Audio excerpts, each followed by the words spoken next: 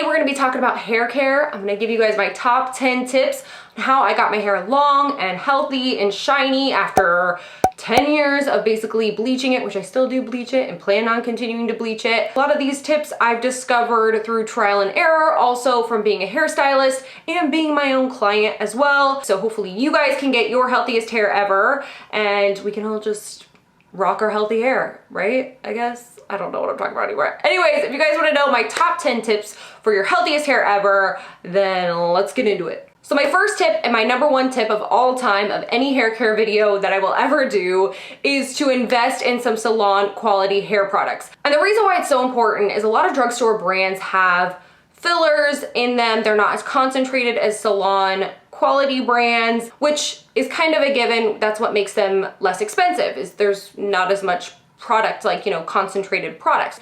And also a lot of them contain waxes. So it's really hard to convince people of this, because what happens is you'll buy a shampoo or conditioner at the drugstore and you'll get home, you'll wash your hair a couple times with it, and your hair looks shiny and thick and beautiful, just like the commercials. What happens is the wax is kind of filling in any kind of breakage or any damage in the cuticle. So your hair looks really full and really shiny.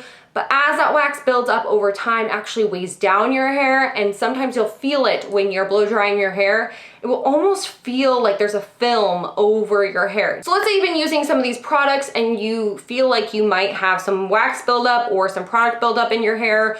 You're wondering, what do I do next? All right, so what you'll do from there is go and get a salon quality clarifying shampoo. Unfortunately, once that wax or the product gets out of your hair, you might be left with a situation where your hair, you just are like, wow, now it feels dry and it doesn't feel that great.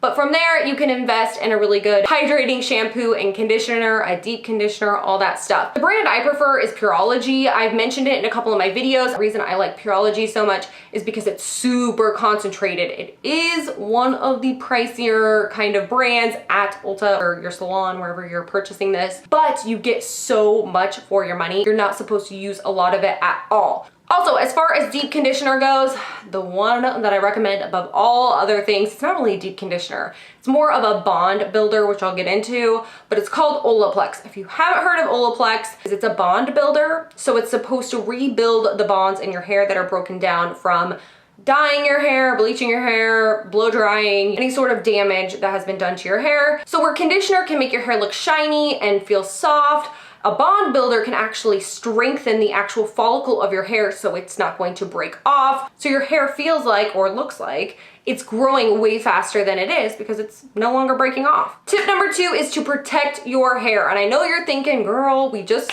talked about shampoo and conditioner, but I'm talking about the stuff what we're gonna be using after we get out of the shower and before we use any sort of heat. There definitely needs to be something in between your hair and the heat, even the sun, whatever it is. You need to make sure you are protecting your hair from root to ends if you're wanting healthier hair. It is definitely key.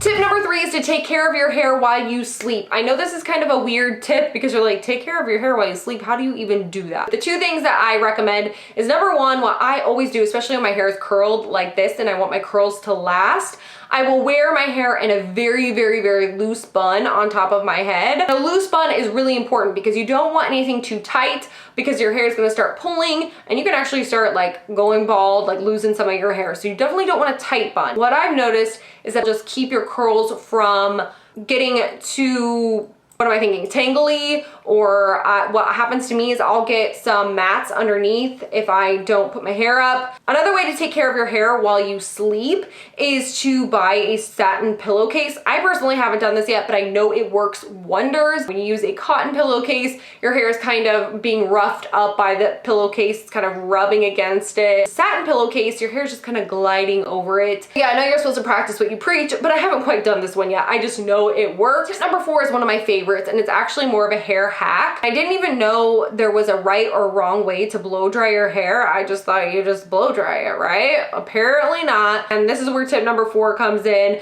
The fastest way to blow dry your hair is to blow dry it from the roots to the ends. What I always do is I flip my hair completely over and I blow dry my roots from there. And then by the time I'm done blow drying my roots and I flip my hair back over, my ends are basically already dry, which basically saves my ends from even having to touch heat during that whole process. And it also took half the time. So I can't believe I spent half of my life not even knowing this life hack. Anyways, that's tip number 4. Tip number 5 is to do less. What I mean by do less is brush your hair less, wash your hair less, use less heat, all of those things, do all of those things. And I know a lot of people are like, I cannot wash my hair less. It is not humanly possible. My hair gets so greasy. And I have a couple of tips when it comes to that. Number 1, dry shampoo, which I feel like everyone's heard of. And for some people that doesn't even work.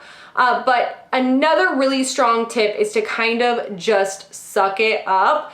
And I know that sounds really harsh and I don't mean it like that. A lot of times when we get used to washing our hair every day, we don't realize that our scalp is also getting used to being washed every single day. And what ends up happening is the scalp starts overproducing oil since it's literally being stripped of it every single day. So what I meant by suck it up, I just meant for a short period of time. Just get your scalp used to having a little bit of a break and then that oil production will start backing off. But unfortunately, you're gonna have to deal with a couple of greasy hair days. Another thing that I do a lot less of that I know makes a huge difference in my hair at least is I brush my hair less. Especially when you have highly bleached hair, a lot of times your hair can break off really easily. Brushing your hair and applying that kind of stress to it is just going to make things worse. Another thing though that could help is by getting a brush that isn't going to stress out your hair too much, that's not just going to pull on it or break it off or even get stuck. The 2 brushes I really like, one of them is the Tangle Teaser. That's the one I prefer. It's my favorite brush of all time. I think I got it at Target. Glides through my hair like a dream. Another brush that I know a lot of people swear by is the wet brush.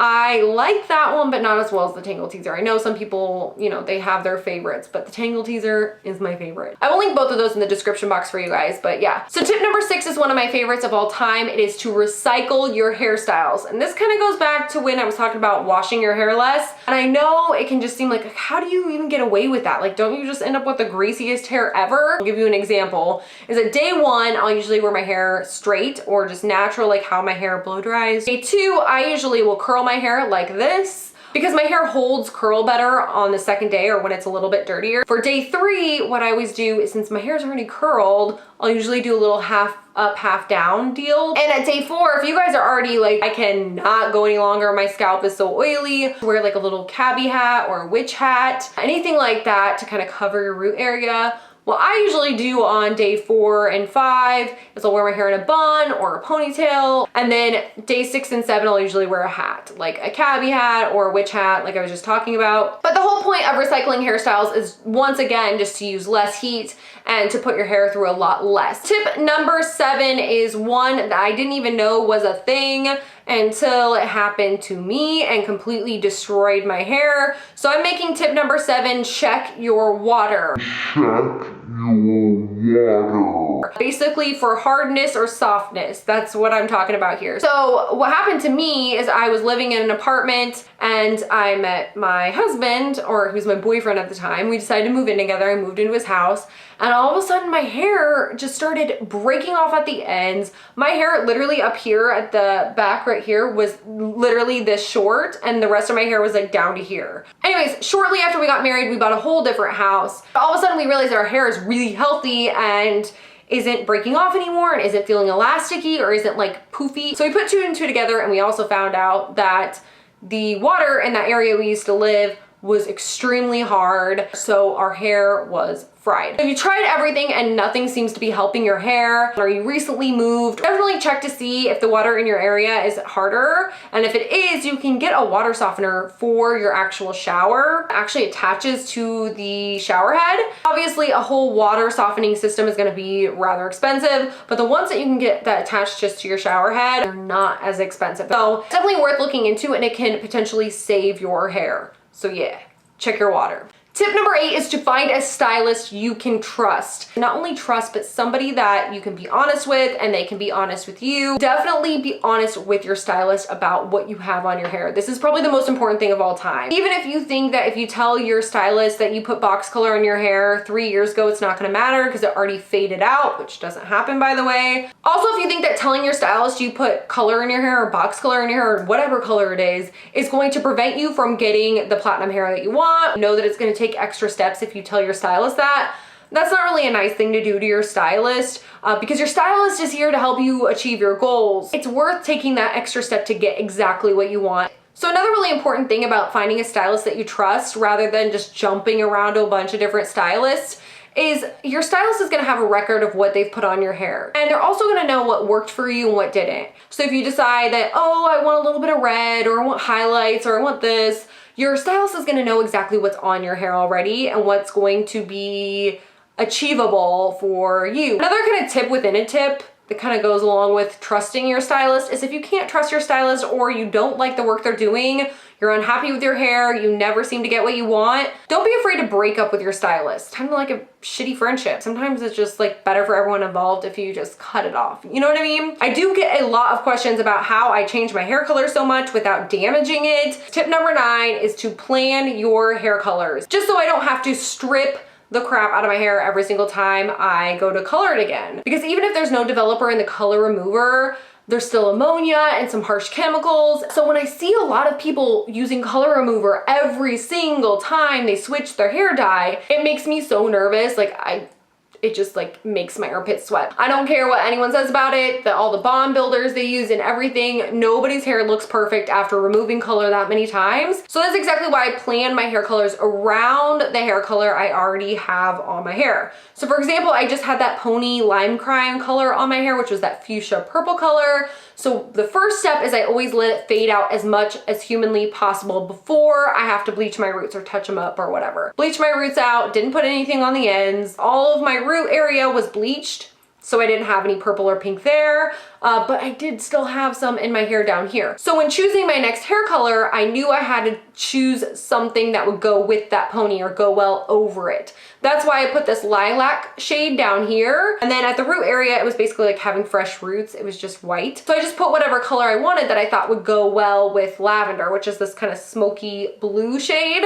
And that's what I did. So basically just staying within the same color range and not removing color all the time is going to give your hair some time to rest and breathe and get a hold of itself so it doesn't just start breaking off all over the place. So last but not least, my tip number 10 is to be patient. And I know this is the hardest one yet. If you are committed to getting your hair healthy and using the right products and building it back up, or even if you're using a water softener, whatever you decide to do, just give it some time before you completely throw it out the window and stop doing it. So just stick with it, be patient, hang in there. I know it's a long process. I have lived through it.